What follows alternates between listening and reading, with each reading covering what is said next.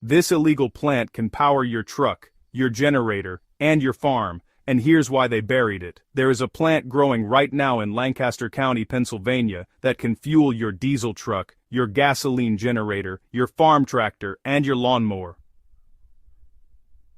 All at the same time. From the same harvest, on the same acre of soil. And the community growing it has never once needed a gas station. Not in 300 years, not when fuel prices spiked, not when supply chains broke, not when the rest of America waited in line at the pump. The Amish were already home. That plant is hemp. Industrial hemp. Cannabis sativa, and, before you click away thinking you already know this story, understand something. The confusion between hemp and marijuana was not accidental. It was manufactured, engineered by some of the most powerful men in American history to protect some of the most profitable industries ever built. In 1937, they buried this plant so completely that it vanished from American life for 8 decades. 2,000 fuel stations disappeared from the Midwest in a single year. A magazine article celebrating the plant as the next billion-dollar crop hit newsstands 5 months after the law that killed it was already signed. And through all of it, the Amish kept growing. This is a story about a plant, a fuel system, a law, and the community that outlasted all of them. Stay with it, because by the end, you will understand exactly why you have been paying someone else for energy your own land could produce. What one plant actually does. Start here, because the mechanics matter. Hemp seeds contain roughly 30 to 35% oil by weight. You extract that oil with a cold press, the same type of mechanical press used for olive oil, sunflower oil, flaxseed oil. It is not complicated equipment, it is not expensive. Homesteaders and small farmers have been using cold presses for generations. Once you have the oil, you run it through a process called transesterification. You mix the hemp seed oil with methanol and a small amount of lye, which acts as a catalyst. The mixture reacts. It separates into 2 distinct layers. The top layer is raw biodiesel. The bottom layer is glycerin, which has its own uses. You can make soap from it. You wash the biodiesel with water, let it settle and dry, and you have fuel ready to pour directly into any diesel engine ever manufactured. Not a modified engine, not a specially designed engine, any diesel engine, because, diesel engines were never designed to run on petroleum in the first place. Rudolf Diesel built his compression ignition engine in the 1890s in Germany. He filed his patent on February 28, 1892. He called it a rational heat engine. The fuel he had in mind was plant oil. In 1900, he demonstrated his engine at the World Exposition in Paris, where the French government asked him to run it on peanut oil sourced from their African colonies. He did exactly that. The engine ran so quietly and so smoothly that most of the audience had no idea they were watching a vegetable oil burn in a machine. Diesel wrote publicly that his engine could be fed with vegetable oils and would help considerably in the development of agriculture. He envisioned a world where any farmer could grow fuel in his own field. He called it the oil engine. And then, at 55 years old, and at the height of his influence, he vanished. On the evening of September 29, 1913, Diesel boarded the postal steamer Dresden in Antwerp, Belgium. He was traveling to England to meet with the British Royal Navy about installing his engines in their submarines. He ate dinner that night on the ship. He retired to his cabin at 10 in the evening and left word with the crew to wake him at 6:15 the next morning. When the steward knocked, the cabin was empty. The bed had not been slept in. His nightshirt was neatly laid out. His watch had been placed where it could be seen from the bed. His hat and overcoat were found folded beneath the stern railing. 10 days later, a Dutch fishing crew pulled a body from the North Sea, too decomposed to identify by sight. They took the personal items from his pockets. His son later confirmed they belonged to his father. The newspaper headlines split down the middle. Some said suicide, others went darker. Inventor thrown into the sea to stop sale of patents to the British government. murdered by agents of big oil trusts. His wife had opened a bag he gave her before the voyage. Inside was 200,000 German marks in cash. The financial statements showed their accounts were nearly empty. We may never know exactly what happened on that ship, but consider the context. The man who designed the most efficient engine in history, who had publicly and repeatedly stated that vegetable oils would become as important as petroleum, who was days away from delivering that engine to the British Navy in a configuration that ran on crops instead of crude oil, disappeared from a ship in the English Channel, and after he was gone, nobody at the engine companies pushed to keep plant oil as the standard fuel. Nobody consulted farmers. The petroleum companies stepped in, adjusted the fuel systems, and made diesel fuel from crude oil the default. Within a decade, every diesel engine in the world was burning petroleum. The engine designed to liberate farmers became the machine that chained them to an oil company. And nobody stopped to ask why, because the man who would have asked was at the bottom of the sea. The second fuel they never told you about. Now here is where it gets more powerful because, honestly, many of you have gasoline engines, your car, your chainsaw, your generator. The biodiesel from hemp seeds covers your diesel engines. What about everything else? After you harvest hemp seeds for oil, you still have the entire stalk. Thousands of pounds per acre of woody, fibrous material rich in cellulose. Through a process called cellulosic fermentation, that cellulose is broken down into simple sugars. Those sugars ferment. The fermentation produces ethanol, the same type of alcohol that is already blended into every gallon of gasoline you buy at any pump in America right now. Every gallon of regular gasoline in the United States contains up to 10% ethanol. That blend is called E10. You have been burning plant-based fuel your entire driving life and almost certainly did not know it. The only difference is that the ethanol at the pump comes from corn. The ethanol from hemp comes from the stalks of a plant that already gave you biodiesel from its seeds. One plant, two fuels, two engine types, zero waste. Henry Ford understood this before almost anyone else in the country. In 1908, his Model T was designed and engineered to run on gasoline, ethanol, or any combination of both. He built flexibility into the fuel system from the beginning because he believed plants, not petroleum, were the future of American energy. He told the New York Times in 1925 that the fuel of the future would come from fruit, from weeds, from sawdust, from almost anything that can be fermented. By the 1930s, Ford was funding a movement called farm commergy. That's a word that combines chemistry and the Greek word for work. The idea was both radical and honestly, pretty simple. Let American farmers grow the raw materials for American industry, instead of importing everything from petroleum companies. Ford put some serious money behind it.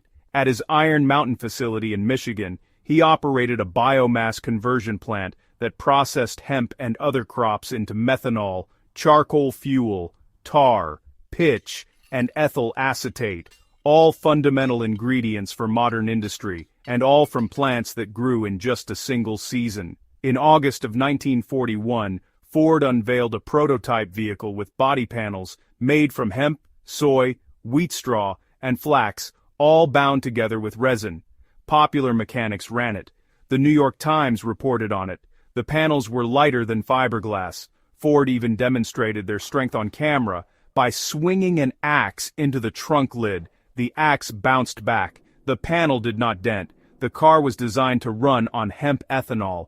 Ford brought the famous agricultural scientist George Washington Carver himself into the development process. Ford was 77 years old, swinging an axe at a car he believed would change the world. But by 1941, it was already too late. Something had happened 4 years earlier that buried this knowledge for 8 decades. The year they buried it. In 1937, the Marijuana Tax Act was signed into law. Notice the spelling, marijuana with an H. That was a deliberate choice. The word was Mexican slang, unfamiliar to most Americans. The first commissioner of the Federal Bureau of Narcotics chose it specifically because if he had called the plant cannabis, every doctor in the country would have recognized it. If he had called it hemp, every farmer would have. By calling it marijuana, he severed the connection between a useful crop and the law designed to destroy it. Before taking the narcotics position, the commissioner had publicly stated there was no greater absurd fallacy than the idea that cannabis caused violence. He did not believe it was dangerous, but federal prohibition ended in 1933 and the department he oversaw was about to be shut down. He needed a new enemy. Cannabis became that enemy. And, well, he had allies who needed it gone for reasons that had nothing to do with anyone getting high. William Randolph Hearst owned newspaper chains, timberland, and paper mills across the country. Hemp produced paper cheaper and faster than wood pulp. It was a direct competitive threat to his business model. The DuPont family had just patented nylon and a new chemical process for making paper from wood. Hemp fiber competed directly with nylon. Hemp paper competed directly with the wood pulp process. The Secretary of the Treasury at the time, the wealthiest man in America, had invested heavily in DuPont and had personally appointed the narcotics commissioner to his position. He was also the commissioner's father-in-law. And then there was Standard Oil, the Rockefeller petroleum empire. Hemp oil as fuel threatened the foundation of everything they sold. These men did not need to conspire in darkness. They had newspapers, they had Congress, they had the Bureau of Narcotics. Hearst's papers ran front-page stories connecting marijuana to violence, to crime, to racial panic. The Narcotics Commissioner testified before Congress with cases that had no medical evidence supporting them. When the American Medical Association sent its own legislative counsel to oppose the act and told Congress the claims were not backed by science, his testimony was dismissed. After hearings that got almost no public attention, the act passed on August 2, 1937. Now here is the detail that almost nobody knows. The one that makes 1937 the most consequential year in the history of American energy. That same year, the same year the act was signed, a fuel called agrol was being sold at 2,000 service stations across the American Midwest. 2,000 stations, from Indiana to South Dakota. Agrol was an ethanol gasoline blend produced at a plant in Atchison, Kansas, backed by the same farm commergy movement Ford had championed. Two blends were available. Agrol 5 contained 5 to 7% alcohol. Agrol 10 ran 12.5 to 17.5%. The plant had been financed by the Chemical Foundation and opened in 1936. By 1937, motorists across the heartland were filling up with it. The brochures read, "Try a tankful, you will be thankful." The fuel worked, it sold, customers came back. And then the managers of the Atchison plant started reporting something they could not ignore: sabotage, market manipulation, vicious interference from the petroleum industry. Agrol sold for 17 cents a gallon, leaded gasoline sold for 16. Just 1 cent. The oil industry lobbied against every single tax incentive bill that could have closed that gap. The American Petroleum Institute publicly attacked ethanol as inferior fuel, calling its supporters dream chemists and armchair farmers. Between 1933 and 1939, petroleum interests killed 19 federal bills and 31 state bills aimed at supporting alcohol fuel blending. By 1939, the Atchison Agrol plant closed its doors. 2,000 stations vanished from the map in under 3 years. An entire fuel infrastructure built by farmers for farmers, erased in the same window that the Marijuana Tax Act killed hemp. Same war, same years, different weapons. The magazine that arrived at its own funeral. In February 1938, Popular Mechanics published an article with the headline, "New Billion-Dollar Crop." The article was about hemp. It described a new machine called a decorticator that could process hemp stalks cheaply and at industrial scale. It said hemp could produce more than 5,000 products from the fiber of the stalk alone, plus textiles, food, and fuel from the rest of the plant. It called hemp the standard fiber of the world.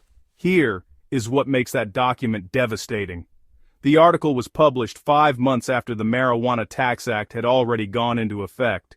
5 months after the law that killed the industry, the most widely read mechanics magazine in the country, was telling American farmers they were sitting on a billion-dollar crop. The editors almost certainly did not know the law had already passed. That is how quietly it was buried. By the time the article hit newsstands, it was illegal to grow the crop it celebrated. The future was announced at its own funeral, and nobody in the room knew it. The men who wrote the law knew exactly what they were killing. They just made sure the rest of the country did not find out until it was too late. 80 years too late. Until a piece of paper called the 2018 Farm Bill quietly undid what 4 powerful men had done in a single August week in 1937, and almost nobody noticed that either. The community that never forgot. The Amish settled Lancaster County way back in the early 1700s. The very first permanent settlers started planting hemp around 1710. By the 1720s, the Pennsylvania General Assembly was actually paying bounties for every pound of hemp that was fit for market. There was so much hemp being harvested in that region that when Lancaster County was officially formed in 1729, an entire township was named Hempfield, all because of the vast quantities of hemp grown there. In 1818, that township got divided into East Hempfield and West Hempfield. Both of those names, well, they survive to this day on every road sign and county map in the region. Historians have documented more than 100 water-powered mills that processed hemp fiber along Lancaster County waterways before 1870. The Ephrata cloisters grew it. The rope walks of the county processed it. The word canvas itself actually comes from cannabis. That's just how fundamental this plant was to early American life. When the 1937 Act killed hemp across America, the Amish lost a crop their families had grown for over 2 centuries, but they adapted. They always do. They switched to tobacco. They expanded dairy. They grew corn and soy like everyone else. But, the knowledge of what hemp could do never really disappeared. It lived on in that same quiet memory that holds every bit of traditional wisdom the Amish carry, passed at kitchen tables, in barn conversations, from grandfather to grandson. Other Americans, well, they forgot. The plant even existed. The Amish just filed it away and waited.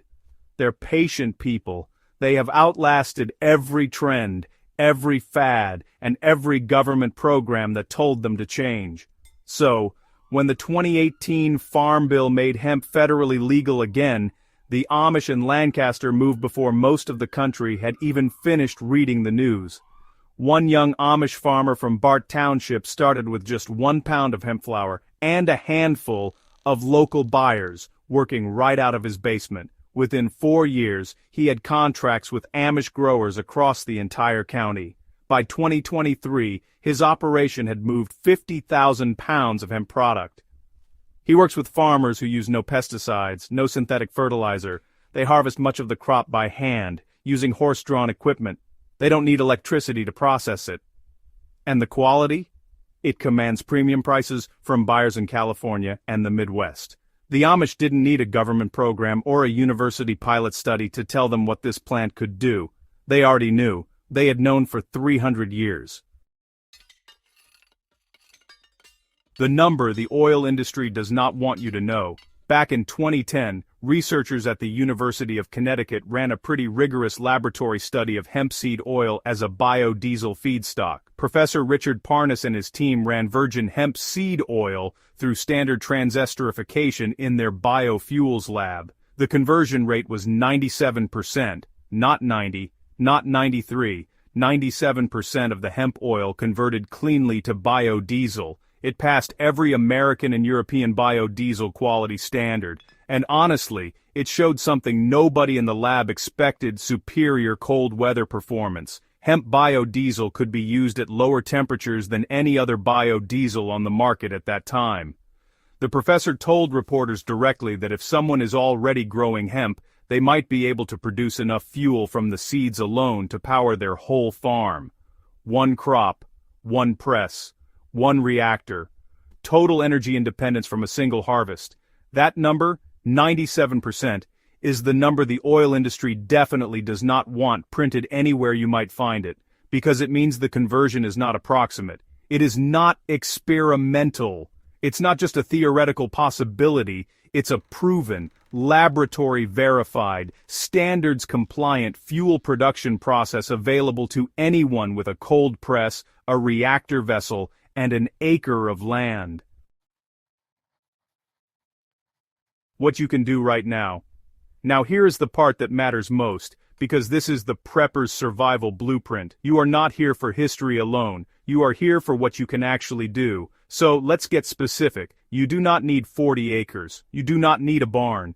You don't even need to own land outright. Here is what works on a regular property right now. If you own any diesel engine, a truck, a tractor, a backup generator, a water pump, you can run it on biodiesel made from hemp seed oil today. You purchase cold-pressed hemp seed oil in bulk. You mix it with methanol and lye in a reactor vessel. You can build a basic biodiesel reactor from a used electric water heater for under $300. The plans are widely available and free. The University of Connecticut already proved the chemistry works at 97% efficiency. For your gasoline engines, the federal government issues a free fuel alcohol permit through the Alcohol and Tobacco Tax and Trade Bureau. You apply for it, you get approved, and you can legally distill ethanol for use as motor fuel on your own property. You are not making drinking alcohol. You are making fuel. The permit is on your wall. The equipment is a small still in a fermentation tank. People build them in garages. The process is the same one that moonshiners used for centuries. Except, you are not hiding from anyone. The ethanol you produce can be blended with gasoline at 10 to 15%, and used in any standard gasoline engine without a single modification. That is exactly what the E10 and E15 you already buy at the pump already are. You would simply be making your own supply instead of buying someone else's. Brazil figured this out in the 1970s, and it is worth remembering that point clearly. Brazilian vehicles ran on ethanol blends containing up to 24% alcohol, millions of vehicles, decades of continuous use, no engine failures, no mechanical catastrophes. The technology is not experimental. It has been proven at national scale on another continent for 50 years. The only thing that was missing in America was the legal right to grow the crop. Now you have it. Let us look at the math on 1 acre. 1 acre of hemp produces roughly 700 pounds of grain. Press that grain and you get approximately 22 gallons of oil, which converts to roughly 20 gallons of biodiesel. That is enough to run a diesel generator for several weeks, or keep a farm tractor moving through an entire planting season. That same acre gives you over 5,000 pounds of stalk. The stalks produce cellulosic ethanol through fermentation and distillation. Between the biodiesel from the seeds and the ethanol from the stalks, 1 acre of hemp feeds both types of engines from a single harvest. Scale to 5 acres, and you have meaningful fuel production for a homestead. Scale to 10 acres, and you are approaching genuine energy self-sufficiency for a small farm. Austrian farmers figured this out years ago with seed oil cooperatives, pressing canola and sunflower into biodiesel for their own trucks and tractors without asking permission from any oil company. Nothing stops an American landowner from doing exactly the same thing with hemp. Nothing except 80 years of deliberately enforced silence about what this plant can do. The engine of the Amish. When you drive through Lancaster County today and watch Amish farmers moving through their fields with horse-drawn equipment, you might see something old-fashioned. But look again, because those farmers have something that almost no other community in America possesses: a completely closed-loop energy system. They grow the crop, they press the seeds, they run the fuel through their diesel equipment. The leftover glycerin from the biodiesel process goes into soap. The leftover stalks from the ethanol process go into building materials, fiber, and compost. Nothing is wasted. Nothing is purchased from an oil company. Nothing depends on a supply chain that can be disrupted, priced out of reach, or shut down by a refinery fire or a pipeline dispute.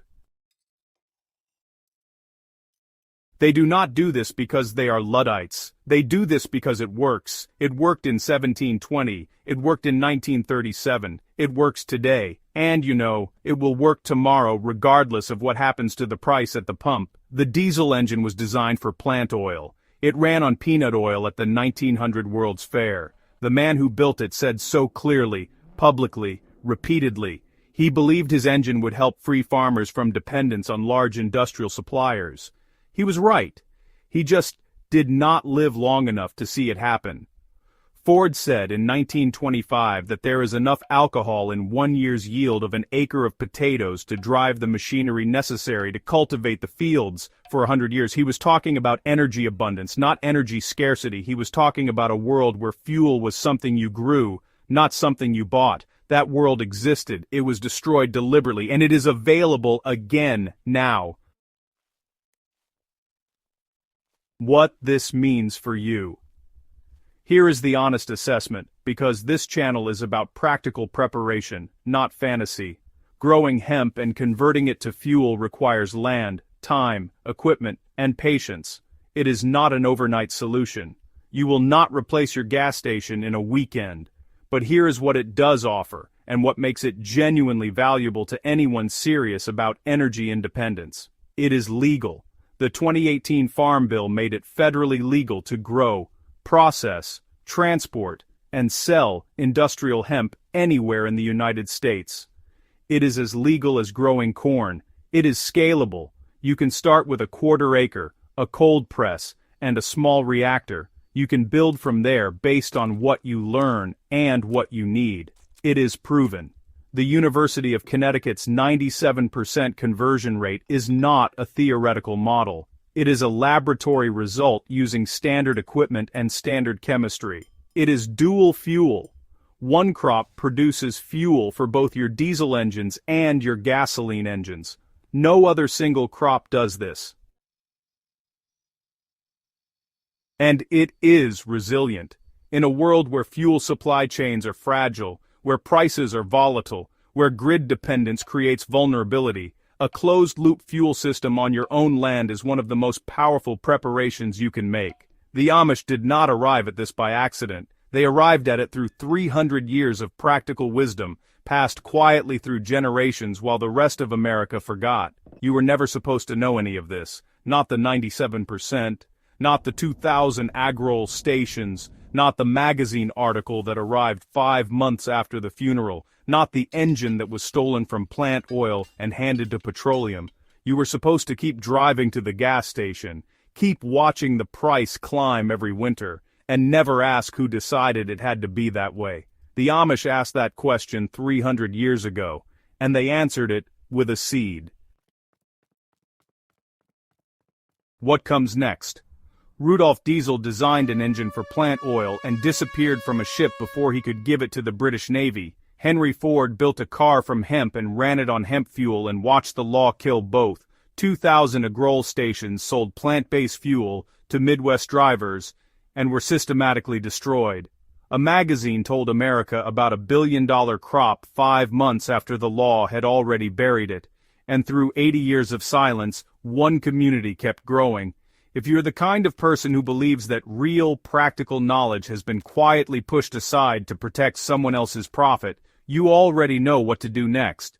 Get the free fuel alcohol permit application from the Federal Alcohol and Tobacco Tax and Trade Bureau. Look up cold press equipment in your region. Find your local hemp growers association. There are now active ones in nearly every state. Start small, learn the process, and build from there. The question is not whether this works. That was settled in a laboratory in Connecticut in 2010. It was settled in a barn in Lancaster County a long time before that. The question is whether you are going to use what you now know. If you could grow 1 acre of hemp this coming season, what would you fuel first? Your truck, your tractor, or your backup generator?